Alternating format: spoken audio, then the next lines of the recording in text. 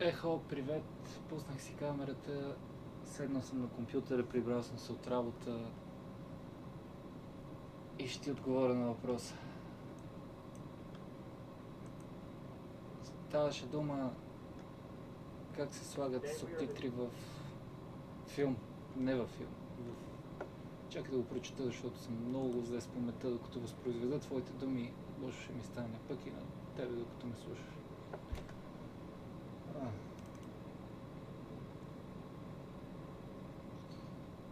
Айде. Така. Няколко записа на екрана за субтитрите. Даде как да спирам аудиото и видеото, за да мога да въвеждам субтитри. Така. Първо, видеото си тече. Това трябваше да тече през цялото време. Както виждаш, понаправил съм някой друг ред. 17 минути от това видео съм успял да преведа тая седмица. И така, придвижваме се към мястото, където няма субтитри. Аз когато работя си го пускам и спирам от тук. Това си е плей бутона. Работя с мишката. За мен не е най-удобният вариант, но така си работя. Това трябва да го правим.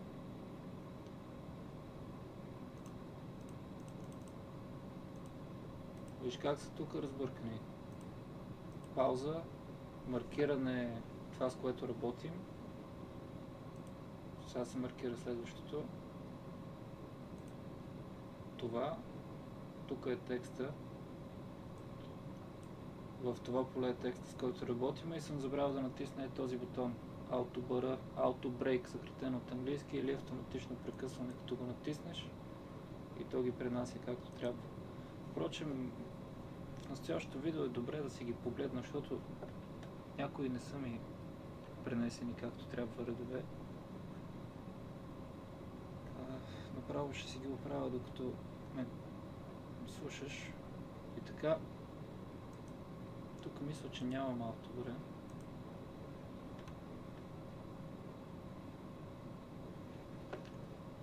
Това. Тук няма. Аз съм го намалил, за да не пречи.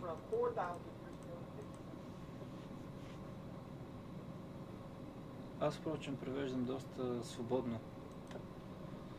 Доста небуквално. Смисълът е същия, но понякога някои неща не ги казвам, не ги цитирам дословно, просто защото на съответния език не звучи така. Има друго значение мисълта зад идиомът или зад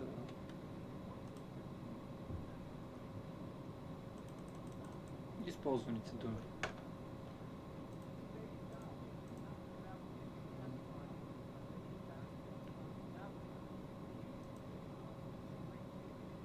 Ето тук не ги бях прекъснал правилно.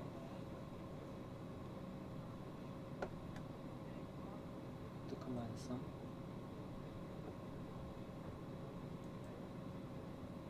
Тук май не съм. Той изглежда, че съм, защото съм много на един ред. Както и да отиваме към мястото, където сега ще правя субтитри.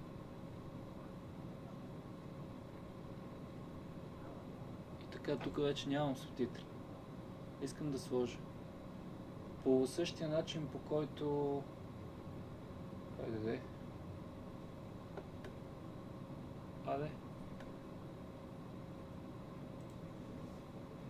По същия начин, по който се маркира текст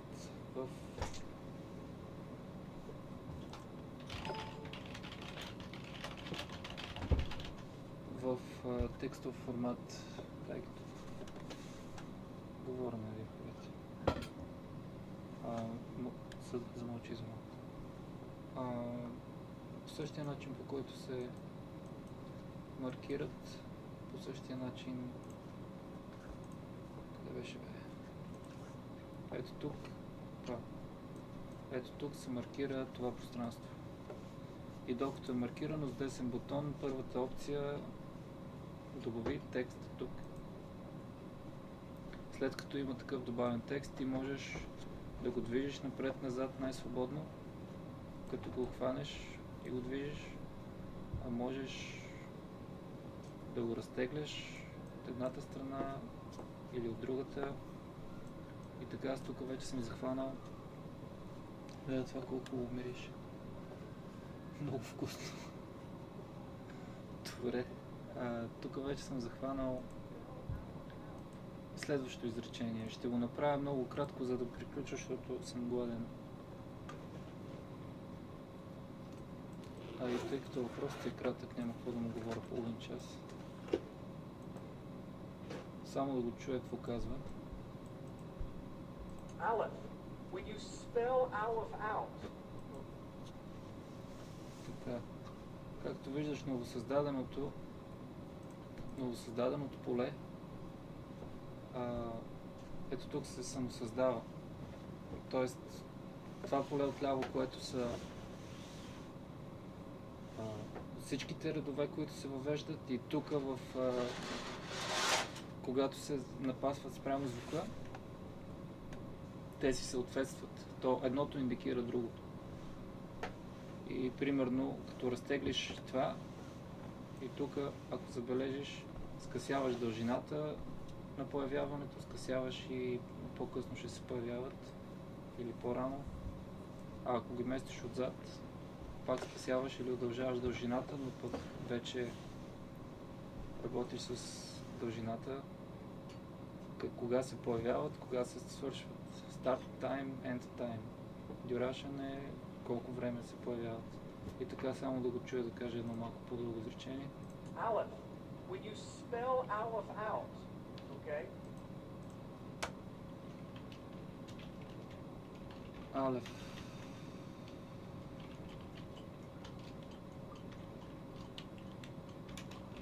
Когато произнесеш Алеф, It's not just a letter when you spell it out. It's просто буквата, когато я произнасяш.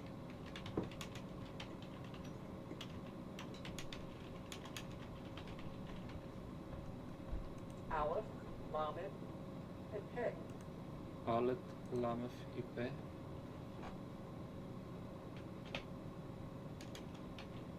Алеф,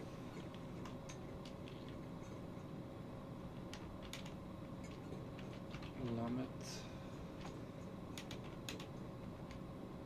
и Пе. Съответно, това трябва да го разширя. Okay? It's not just a letter when you spell it out. It's Aleph, Lamed, and Peh. Аха. Разбрах го точно какво казва. Аз на всеки един от тия редове съм го разбрал точно какво казва. Просто понякога става първият път и го слушам 2-3 пъти. И така. И сега ще го чуя пак. Ето тук имаше опция автоматично повтаряне. Когато го натиснеш, и аз съм избрал да ми го повтаря по 4 пъти, така да ми харесва, така съм го избрал. И като натиснеш, ето това копче означава възпроизведи настоящото, разбира се, селектиран епизод. С последния, с който работим, то е дори ето тук, когато граничат, то се вижда с кого работим, с кой работим. И така. Aleph. When you spell Aleph out, okay? It's not just a letter when you spell it out. It's Aleph, Lamed, and Peh. Алеф. Когато произнесеш Алеф, то не е просто буквата, а съдържа в себе си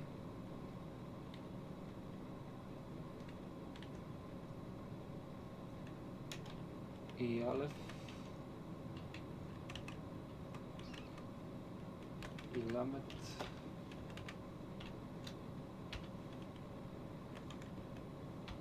И П. Да го видя пак. Aleph. When you spell Aleph out, okay, it's not just a letter. When you spell it out, it's Aleph, Lamed, and Pei. Aleph. When you spell Виждаш как в Aleph момента out, okay, Виждаш как в момента се повтаря автоматично, ще се повтори 4 пъти цялата селекция.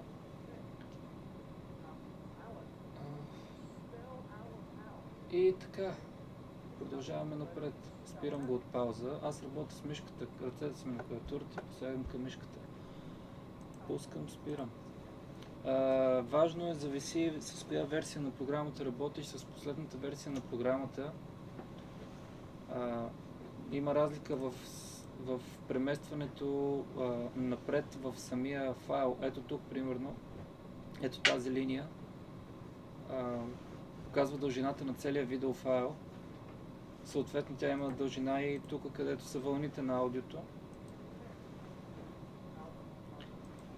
Дължина, която следваме, и се придвижваш напред-назад с версията, с която съм, като натиснеш някъде и то го премества в средата. Ако забележиш. Но във версията, последната версия, предполагам, която си изтеглил, там е по-различно. Там го селектираш и си остава на мястото, а с скрола, всъщност и в настоящата версия може да се скрола, но в онази може само с скрола, го местиш съответно напред или назад. Аз това ще го ползвам. До сега съм работил без това скролиране. И така, я да погледна. И П. И това е настоящото изречение, което проведох. Я да го видим пак. Auto-break, как се връзва с предното.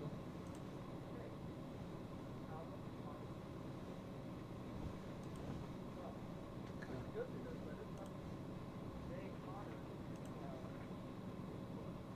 Хайде да.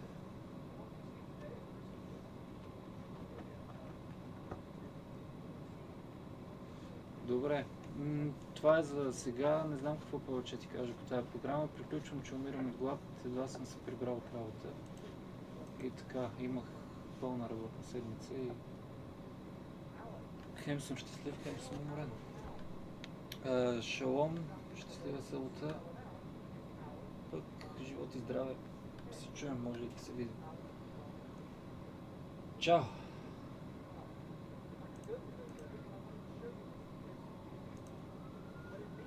Така да се свърши това.